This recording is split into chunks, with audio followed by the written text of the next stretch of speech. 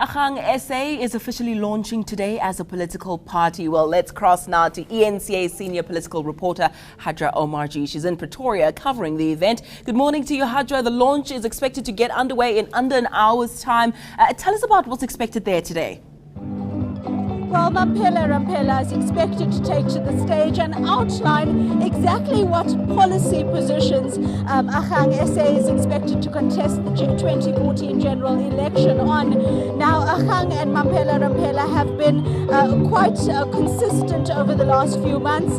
They are arguing that a lot more could have been done in about 20 years of democracy that has been done. They've been quite critical of the ANC on issues of governance as well as delivery and accountability, and they've been traveling throughout the country over the last couple of months trying to recruit members. Now, we are told by organizers here on the ground that Agang have managed to secure 12,000 volunteers, mostly in Limpopo and the Eastern Cape. That's where the ANC has struggled with delivery in those provinces and struggled with governance. We're told 19 buses from around the country, especially in the Eastern Cape and Limpopo, are en route here, meaning there may be a little bit of a delay this morning. But I'd like to speak to some of the people who are here on the ground, who've come out to support Agang today, to find out just who they are and why the party is appealing to them. Hi, my name's Hajra from eNCA. You are?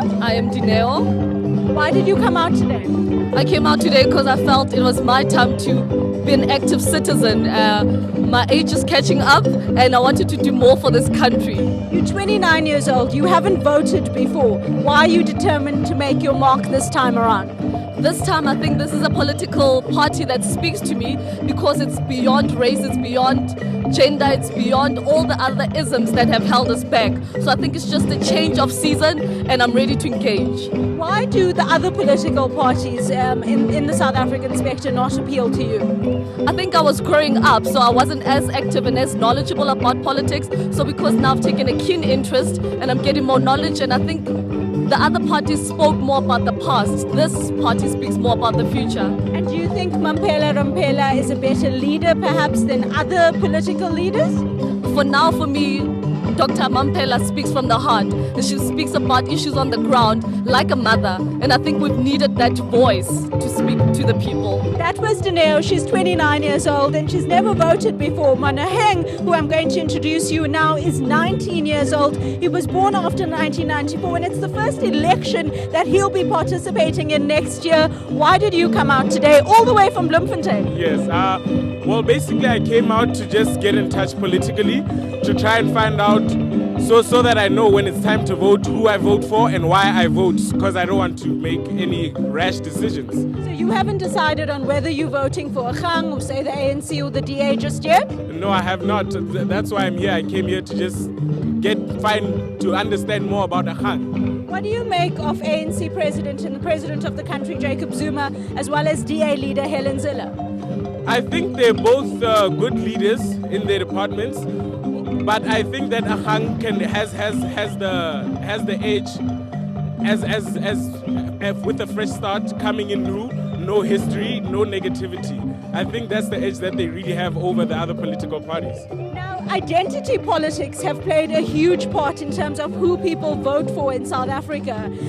How do you see identity politics when you cast your vote next year? Well, because I have a history with family both from China and from Lesotho, for me those things then have shown me that it's not about that. When we're in South Africa, it has to be beyond those matters where we care about the child who's hungry, we care about the person who's not educated, and then it transcends those politics. As a black person in South Africa, how do you see your vote, how important it is, and which party do you identify with? My vote is as important as any other person's vote. That is why I'm here, because my vote is not my vote alone. It is my vote that goes on with other people that I'm voting with. And if I want change, I'll have to vote. I cannot sit behind and expect change to come. If we're moving away from identity politics and moving towards issues, what are the major issues that you guys see as important? Is it education? Is it health?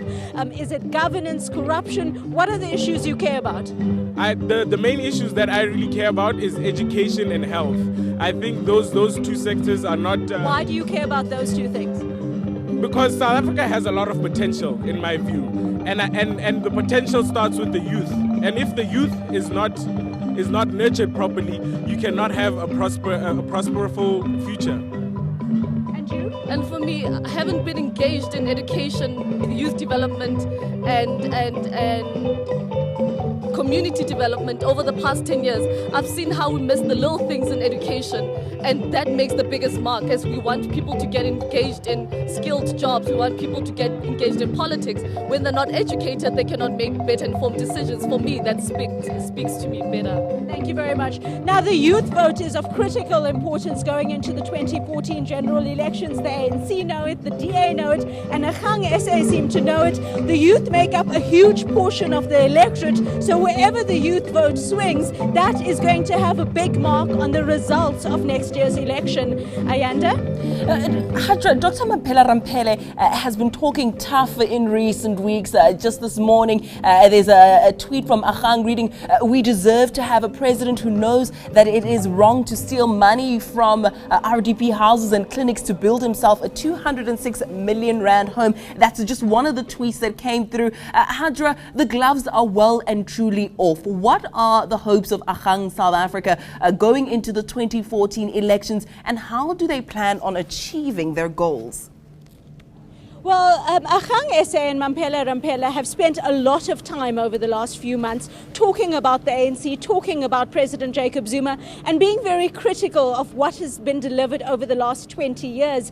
Today, I'm really here to try to find out what Agang SA stands for on its own. It's arguing that with the same budget the ANC has, it would be able to deliver more in terms of governance, and it wants to hold the ANC government accountable. But we don't have a clear idea of what the policy positions Agang will be contesting on. The only clear policy direction they've taken thus far is they've said they want electoral reform to ensure that the citizens are able to hold their politicians accountable. They want MPs, for example, to hold community meetings in their communities that they were elected from or that they came from every single month. That is the only thing they've said thus far. In terms of policy, we're still unsure. We know Agang has adopted the green and gold as their emblem, a green gold South African map and a green Agang, which means that it's kind of daring the ANC, which is green, black and gold.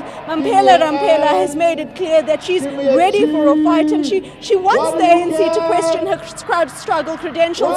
She believes she has them, and that she is more focused on governance. She comes from a liberation movement, but she's more focused on governance. She says that she dreams of a better South Africa, and that's why she got involved in politics. Hajra, we'll have to leave it there for now. I see you're not the only one with a mic there. We can hear in the background proceedings are well underway there. We're expecting to hear from Dr. Mamphela Ramphele at around 11 o'clock. Do stay with eNCA. We take you live throughout the day to Pretoria to catch up with the launch of Agang SA. News that moves. eNCA.com.